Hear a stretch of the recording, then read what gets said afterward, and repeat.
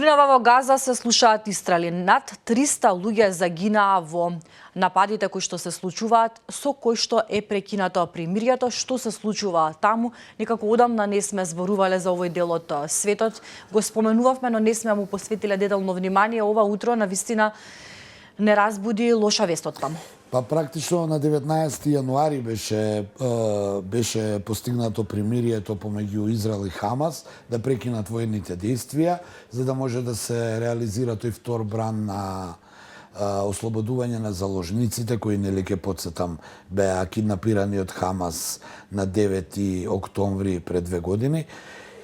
И утринава Израел го прекина прекинот на огнот, истрелувајќи неколку екзекутивни ракетни напади, како што ги нарекува. Еве 300 загинати, моравме да ги споменеме и покрај сите околности во кои се наоѓаме, па некако ги тргавме овие вести, но мораме да кажеме 300 загинати, 180 повредени, врз Газа израелците напаѓаат, бидејќи под образложение дека Хамас прекинал со ослободување на заложниците, па оттаму владата на Нетањаху започнува од мазнички напади. Не дека Хамас не беше предупреден, но тој со своји причини го прекина размената на заробениците, на заложниците под образложение дека Израел не се држи на договорот кој нели новата администрација и новиот претседател на САД Трамп еуфорично го најавија дека го постигнале примирието. Еве не го постигнале примирието. Ќе се очекува да видиме што ќе каже Трамп денеска и неговата администрација, особено што не верувам дека Нетањаху на своја рака го презел овој напад, туку веројатно биле информирани и американците. Која ќе биде? Дали со амин на Трамп, дали не знаел, дали само бил известен, тоа оставам да видам како ќе биде во текот на наредниот период, но едно е сигурно, прекршено е примирието, некако војната нит во Украина и Русија запре, нит па оваа некако запира. Лоши вести, како што зборувавме утринава јас и ти, онака приватно, секое утро некакви вести кои не се добри, но она што особено е лошо што овдека гинат доста цивили, независно дали Хамас ќе загуби некој борец или нема да загуби, тоа е и помалку битно, бидејќи тие се и терористичка организација, тие се и у војна на крајот на краиштата. Хамас засега не се изразува со некоја реторика од типот ја продолжуваме војната со Израел, туку бара од Обединетите нации да им интервенираат хуманитарно, а Обединетите нации ги гледаме дека се буквално со вржани раце и без никаков авторитет изминативе неколку години, па некако и тој повик не ни сакав да го споменам во интерес на времето. Останува да видиме дали ќе продолжи војната или ова е само предупредување, за жал со голема цена човечка, Хамас да се вразуми, да ги пушти оние киднапирани цивили кои со ништо не се виновни да бидат во заробеништво, да оставиме да видиме што ќе биде понатаму и практично ќе се префрлиме на втората тема, ќе видиме што ќе зборува денеска Трамп. Да, би сакала да го поставам прашањето. Доналд Трамп вели дека со нетрпение го очекува разговорот со Владимир Путин. Тој со своја реторика, во свој стил, изјавата му е мирот меѓу Украина и Русија се мери во јарди, алудирајќи на онаа нивна најпопуларен спорт, амерички фудбал, каде што јардите ги бројат за да дадат гол. Ето така ја сватив таа негова изјава за јардите. Неговата изјава се базира на ова дека денеска ќе се слушне со Путин и официјално. Јас и натаму мислам дека тие веќе се имаат слушнато многу пати, но еве официјално во светските медиуми настанот број 1 би требало да биде разговор меѓу Путин и Трамп, за потоа ние сите и новинари пред сеа, потоа и публиката која е заинтересирана, а и оние засегнатите милиони луѓе во светот од тоа што овие двајца мокници ќе им текна да се договорат. Ќе ги гледаме и ќе ги мериме зборовите што точно се договориле. Едно е сигурно, овој разговор треба да ги подготви и прецизира некои од договорите и плановите на администрацијата на Трамп, но и на Русија, а помалку на Украина, иако за неа се однесува целата приказна. Како понатамо? Еве, Трамп ветува дека ќе има примирие, да видиме, се надевам дека нема да биде примирието као што е ова во Израел, каде што беше веќе готова работа, дека е завршена. Ќе видиме што ќе каже Путин, ќе видиме Украина до каде Зеленски ќе оди со своето, ми се чини, својот пркос и освен кон Путин и кон Трамп, бидејќи еве и Украина напаѓа и Русија напаѓа, и да видиме каква ќе биде судбината на оние заробени, би рекол, обкружени војнички речено во обрач украински трупи кои беа во Курск, а кои сега русите буквално ги поразија бидејќи го искористија моментот кога САД прекина да ги испорачуваат помош на Украина воена, а и според некои информации украинците испукале последната американска ракета и сега што понатаму ќе видиме. Знаеме дека едно од можеби големите неуспеси на Украина беше базирана врз таа американска помош и пред се тие разузнавачки податоци кои ги добива украинците, а кои беа ускратени поради однесувањето на Зеленски. Бидејќи Трамп, повторно ќе кажам, тој стварно е настојчив да заврши оваа војна, но ми се чини дека ја завршат војната многу жртви отидоа. И ќе видиме денеска што ќе се договорат. Значи денеска можеби главната вест не е дека ќе се слушнат, него што ќе зборуваат и каква надеж ќе пуштат во светот, бидејќи оваа војна меѓу Русија и Украина многу се одолговлечи, има голем број на жртви. И ја не знам, дента кога ќе дојде мирот, уште толку ќе има, веројатно, додека натерано од светот да се спроведе. Така, да. Ајде последните минути од овој разговор да ги посветиме на регионалните случувања. Што има ново во регионот? Па во регионот има многу работи нови. Ние ги следевме изминативе денови, нели, оние студентски протести. И јас, иако не се договаравме, ќе споменам веста дека студентите, како што вчера имавме, нели, една анализа за тоа што понатаму, по 15 март во саботата кога имаа протести.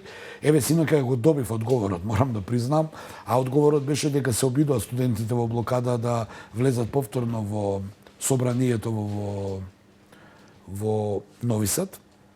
Некој обид има, не успеа, имаше мал инцидент. Тој не беше многу регистриран ниту од мејнстримовие медиуми, бидејќи ние тука ги гледаме повеќето овие медиуми кои се блиски до власта, а и медиумите некако се занимаваат со оваа наша трагедија тука, па некако веројатно таму немаше толку простор, ниту па се случи нешто големо за да го одбележат, така да морам да го спомнам дека студентите во Србија продолжуваат со протести, но ќе видиме во која насока, бидејќи тие и натаму се настојчиви, бараат да им се исполнат барањата.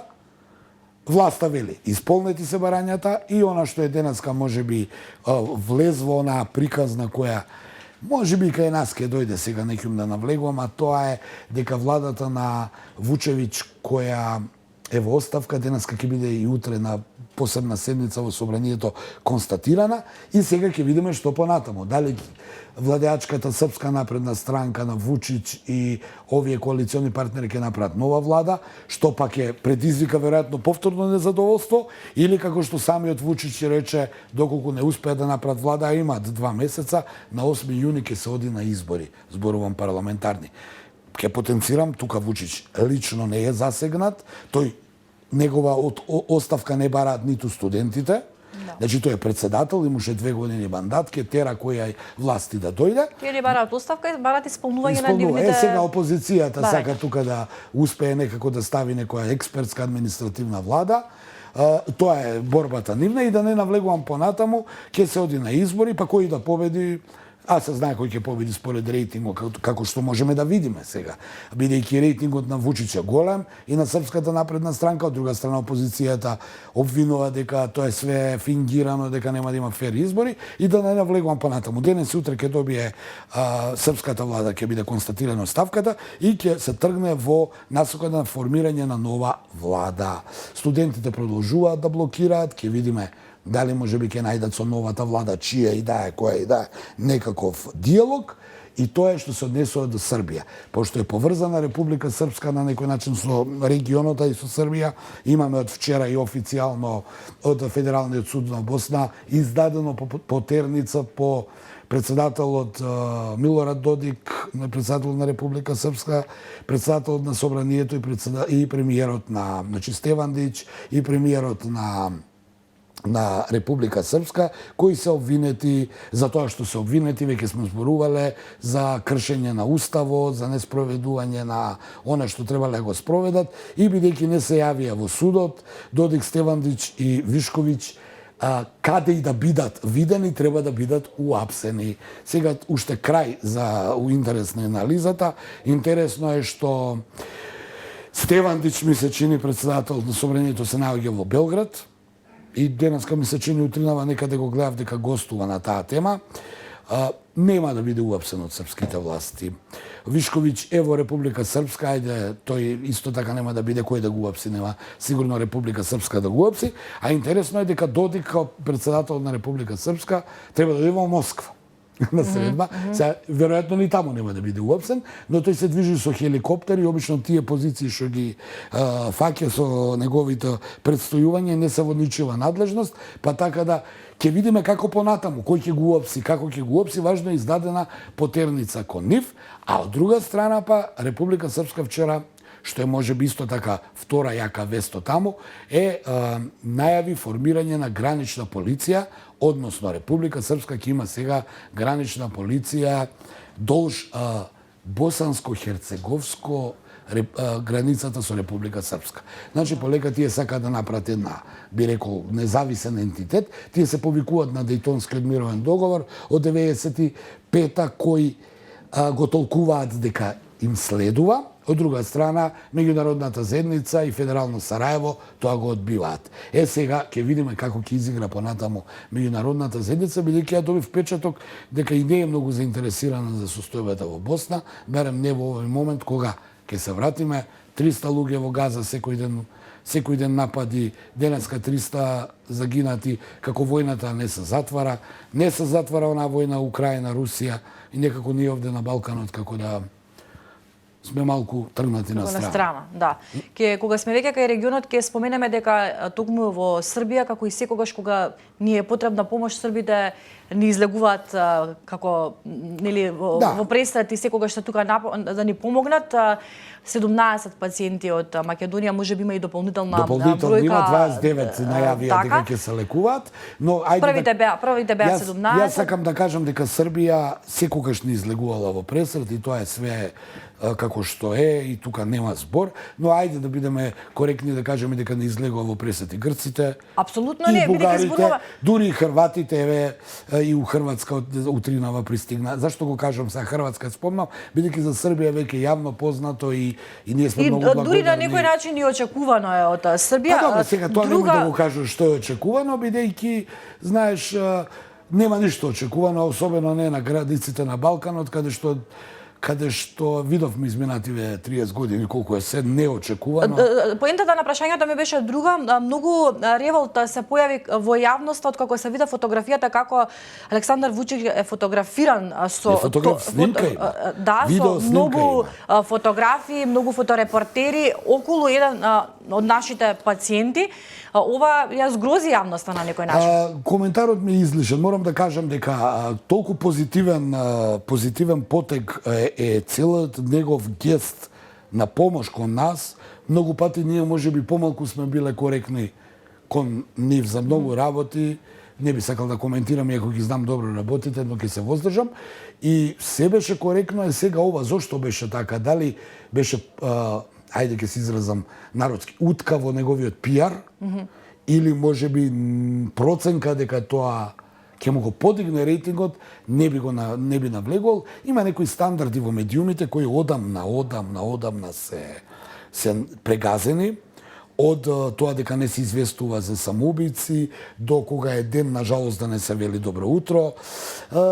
Има стандарди као и секаде, така и во медиумското известување, но денеска сме сведоци дека сите тие стандарди, особено со овие социјални мрежи, се повеќе и повеќе се прекршуваат. Ке се воздржам од коментар, мене ми е жал што толку голем позитивен импакт се даде целата таа приказна за почит. Тие денеска имаат и ден на жалост, значи Србија има ден на жалост за нашите овдека жртви, и тоа е стварно еден огромен гест. Вчера имаше Црна Гора, денеска има Србија. Бугарија, Босна и Херцеговина. Но зошто ова вака да испадне и зошто испадна, дали повторно останува дилемата моја барем дали е еден промашај во пиарот на Вучич, бидејќи самиот Вучич тоа сигурно не го одлучил, или можеби е нешто пресметано и јас не можам сега во моментов да го искоментирам. Така, гледавте уште една меѓународна анализа на Слободен печат. Продолжете да се информирате за се преку slobodnpečat.mk.